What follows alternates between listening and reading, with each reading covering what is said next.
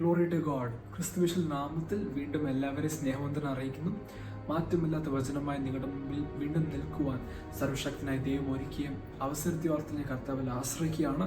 നമ്മുടെ ശ്രദ്ധയെ ആവർത്തന പുസ്തകം 32 അധ്യായം അതിൻ്റെ 4 വാക്യത്തിലേക്ക് തിരിക്കാം. അവൻ പാറ, അവൻ്റെ പ്രവൃത്തി അത്യുത്തമം, അവൻ്റെ വഴികൾ ഒക്കെയും ന്യായം. അതിൻ്റെ English ട്രാൻസ്ലേഷനിൽ faith in him is the only foundation on which to build. His work is perfect. Yes, foundation.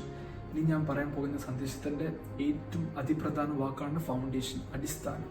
നമുക്കറിയാം, ഒരു വീട് നിലനിൽക്കണമെങ്കിൽ അതിന് അടിസ്ഥാനം അത്യാവശ്യമാണ്. അടിസ്ഥാനമില്ലെങ്കിൽ ആ വീട് ഒരിക്കലും നിലനിൽക്കത്തില്ല. അതുപോലെ വചനം നമ്മൾ ഉറപ്പിക്കുന്നു, നമ്മുടെ വിശ്വാസം ക്രിസ്തു എന്ന പാറമേൽ ഉറപ്പിക്കുക.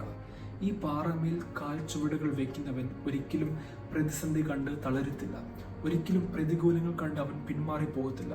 അവൻ്റെ വശത്ത് 1000, അവൻ്റെ വലതുവശത്ത് 10,000 വീണാലും അത് അവനെ ബാധിക്കത്തില്ല.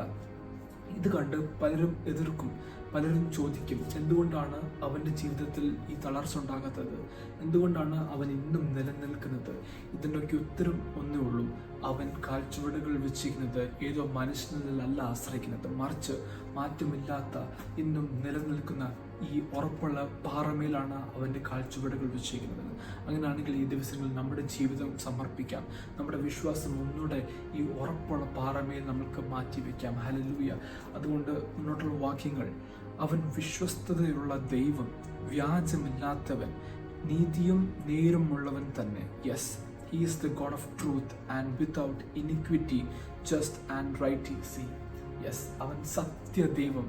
ഇതിൽ കൂടുതൽ വേറൊരു പ്രോമിസ് നമ്മുടെ ജീവിതത്തിൽ വേണ്ട. Hallelujah. He is the God of truth. Amen.